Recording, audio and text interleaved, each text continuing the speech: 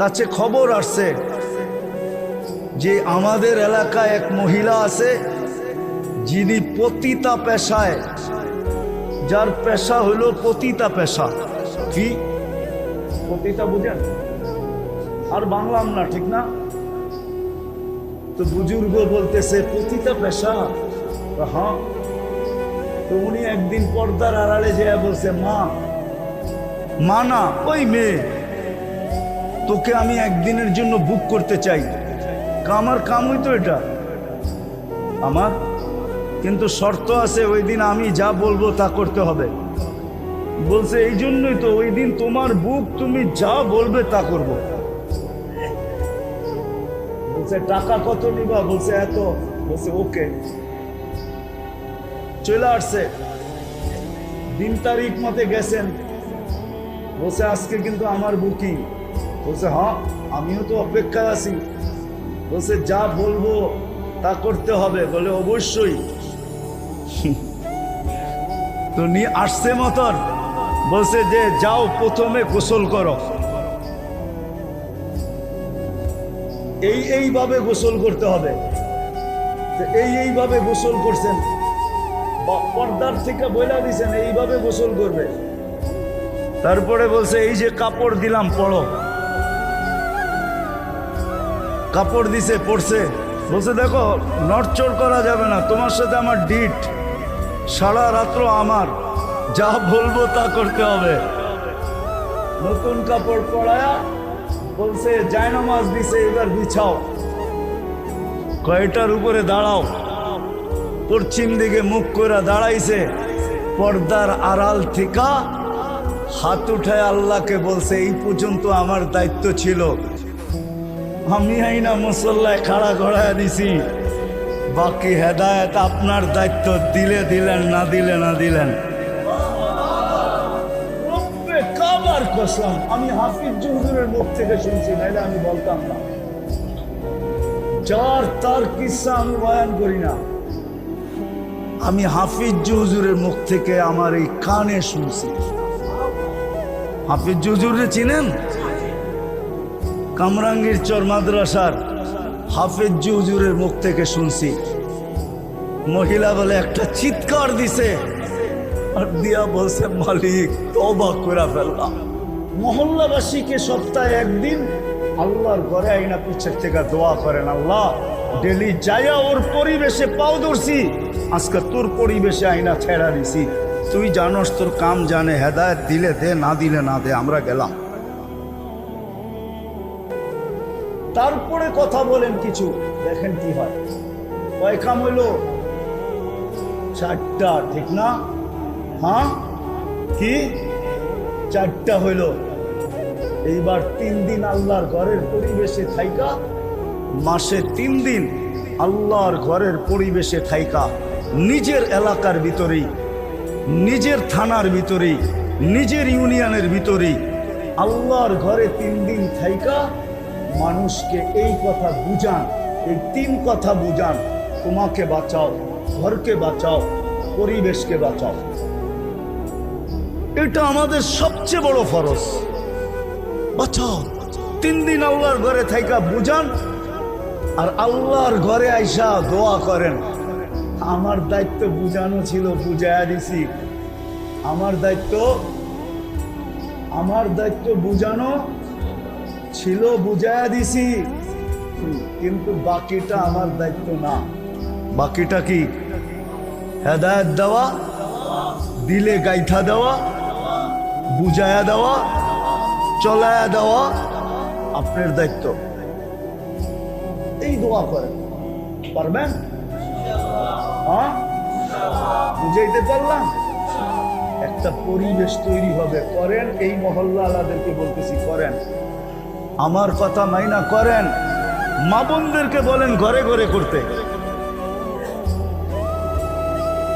প্রত্যেক আকেল বালেক পুরুষ নারীর উপরে এই 3টা দায়িত্ব জরুরি। নিজেকে বাঁচানো, ঘরকে বাঁচানো, পরিবেশকে বাঁচানো। এই জন্য আসেন, শেষ জায়গায় চলে আসছি, আর কথা বাড়ায় লাভ নাই। অল্পতেই যথেষ্ট। আসেন এই মহল্লার যারা আছি, মাধবদীর যারা আছি, এই মহল্লার নাওয়ান আপনারা সবাই মাধবদীর তো। আজকের থেকে দায়িত্ব নেন যে আমি আমাকে জাহান্নাম থেকে বাঁচাবো, পরিবারকে বাঁচাবো, আমার মাধবদীকে বাঁচাবো। এটার জন্য যতটুকু করতে হয়, যেইভাবে করতে হয় ওইভাবে করেন। আছে দুনিয়াতে প্রমাণ আছে। বিপদ আসলে কি আমরা বেঁচে যাব? না, আপনি বেঁচে যাবেন। আমি আপনাদেরকে প্রমাণ দিতেছি। প্রথম সুনামি যখন আসে তা আমি 3.5 মাস পরে ইন্দোনেশিয়া গেছি। তখনও উদ্ধার অভিযান চলতেছিল। আর আমি 8.5 ঘন্টার ফ্লাইট ছিল আমার। আমি জাকার্তা পড়ছি, 350 কিলোমিটার আমি এই 2 চোখে দেখছি। একটা বাড়িও দাঁড়ানো ছিল না, সব মিশানো ছিল। একটা বাড়িও ভালো পাইনি। কিন্তু 350 কিলোমিটার ভিতরে একটা মসজিদও একটা সুতার দাগ পড়ে নাই, একটা মসজিদও কিছু হয় নাই। চলেন আরেকটা উদাহরণ দেই। আজ থেকে 10-12 বছর হবে, 2009 কি 10 হবে। তুর্কিতে একটা ভূমিকম্প আসছিল, একটা শহর ধসে গেছিল। আরে তুর্কিতে না, ইটালিতে একটা শহর ধসে গেছিল। ওই শহরে আমি গেছিলাম। ওই শহরে একটা মসজিদ ছিল, ওই মসজিদে আমি বয়ান করছি। পুরা শহর ধসে গেছে, কিন্তু ওই মসজিদ কিচ্ছু হয় নাই। আপনারা যদি শুরু করেন তাহলে বিপদ আইলে আল্লাহ বাঁচায় দিবে। বিপদ আসলে কি করবে? বাঁচায় দিবে। আমি এতটুক আপনাদেরকে বলবো, আমি 3 চিল্লা বলবো না, আমি এটা অভ্যস্ত না। আমি এতটুকু অবশ্যই বলবো যে মাধবদীর মানুষ আজকে 3টা দায়িত্ব বোঝেন, যেটা আপনার উপরে ফরজ। বাকি দূর দূর যায় পাও ধরা, দুনিয়ার এই কোণার থেকে ওই কোণায় যাওয়া, এটা আপনার উপরে ফরজ না। হতে পারে কিন্তু কেফায়া হবে, ফরজ না। আপনার উপরে যেটা সবচেয়ে জরুরি ফরজ দায়িত্ব, সেটা হলো নিজেকে বাঁচাও, ঘরকে বাঁচাও, এলাকাকে বাঁচাও। আমার মনে হয় কি ছেলেরা কি কয়, যুবকরা কি কয় জানা জোনা নাই। বর্তমানে MBBS ডাক্তার হলে কয় বছর লাগে? না বেড়া, উত্তর ঠিক না। কি ভাই কলেজে পড়োই না কেউ? হ্যাঁ,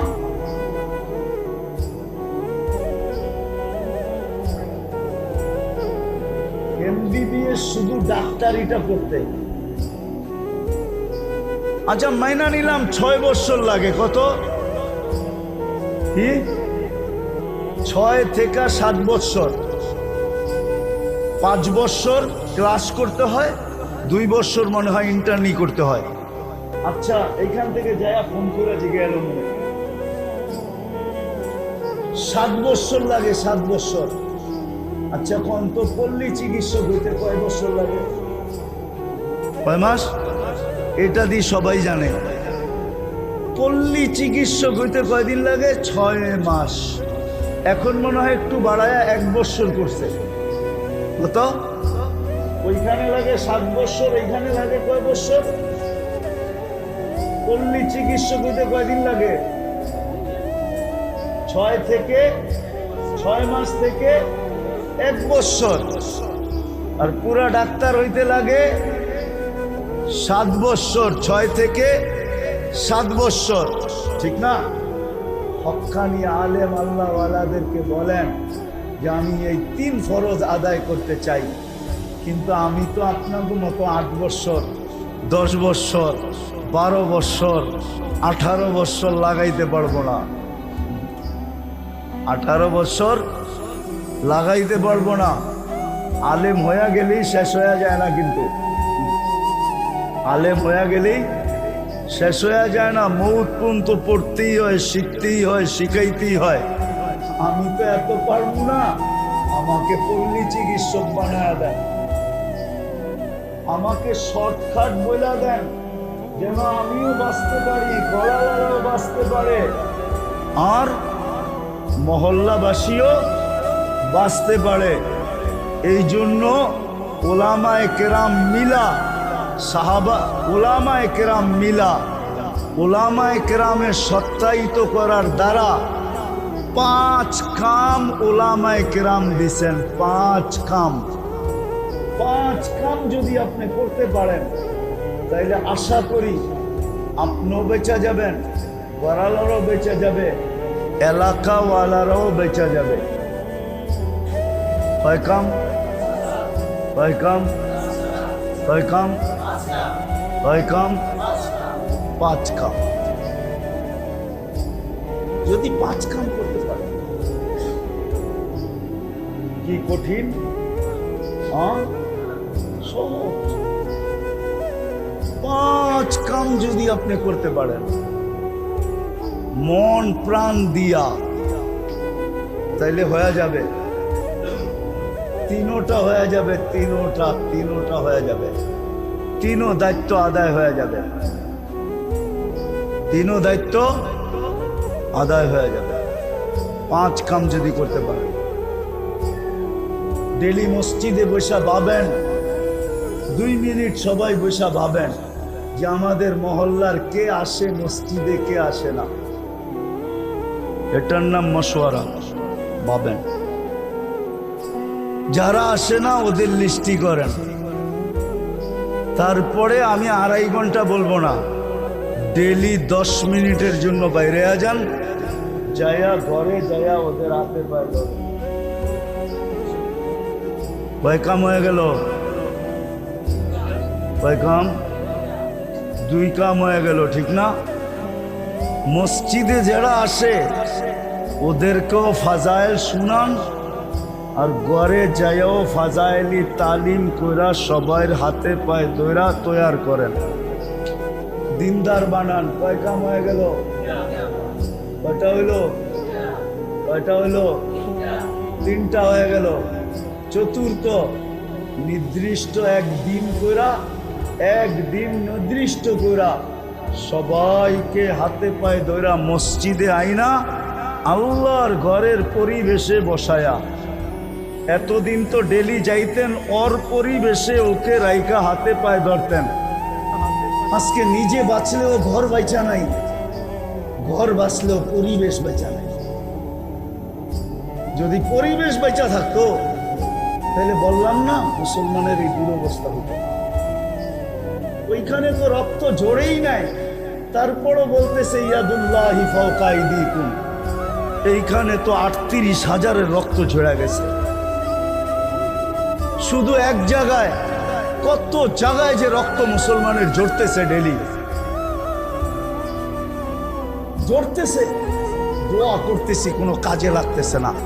এই জন্য পায়ে হাত দিয়া বলি, আজকে আমার কথা বোঝেন, বুঝা চলেন, অঙ্গীকার করি। আমি আপনাদেরকে বলবো না আপনি দূর দূর যান, আমি মাদক দিয়ালাদেরকে বলবো মাদক দি সামলাও। মাগরিবের ওয়াক্ত হলো, আজান হলো, পুরো মাদক দি যেন থাইমা গেল। সব মসজিদে দৌড়াইতেছে, জায়গা না পাইলে মার্কেটের ভিতরে দাঁড়ায় গেছে। দোকানদার দোকানে, মার্কেটওয়ালা মার্কেটে, ফ্যাক্টরিওয়ালা ফ্যাক্টরিতে, অফিসওয়ালা অফিসে, অনেক রাস্তাওয়ালা রাস্তায় দাঁড়ায় গেছে। কেন দাঁড়ায় গেছো? 3 রাকাত পড়া সালাম ফিদাইতে দেরি, 7 বার পড়তে দেরি, জাহান্নাম থেকে মুক্তির পরওয়ানা লইতে দেরি হবে না, এই জন্য দাঁড়ায় গেছি। মাধবদীর হাইওয়ে পর্যন্ত যেন জাম হয়ে যায়, হাইওয়ে মানুষ দাঁড়ায় যায়। এত মানুষ মসজিদে জায়গা পাবে কোথায়? হাইওয়ে জামাত হইতেছে। মাদক দি সামলান, নরসিংদীওয়ালা নরসিংদী সামলান, প্রত্যেক থানা আলা ইউনিয়ন আলা যদি ইউনিয়ন সামলানি শুরু করে তাহলে সারা দুনিয়া সামলায়া যাবে।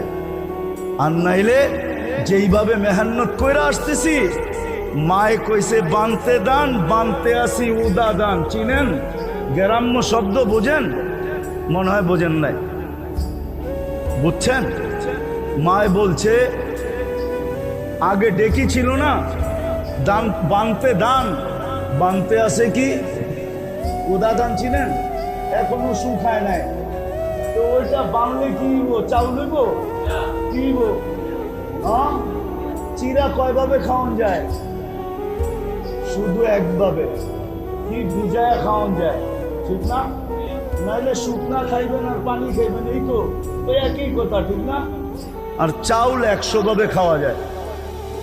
কি 100 ভাবে চাল খাওয়া যায় না? 100 প্রকারের চাল খাওয়া যায়।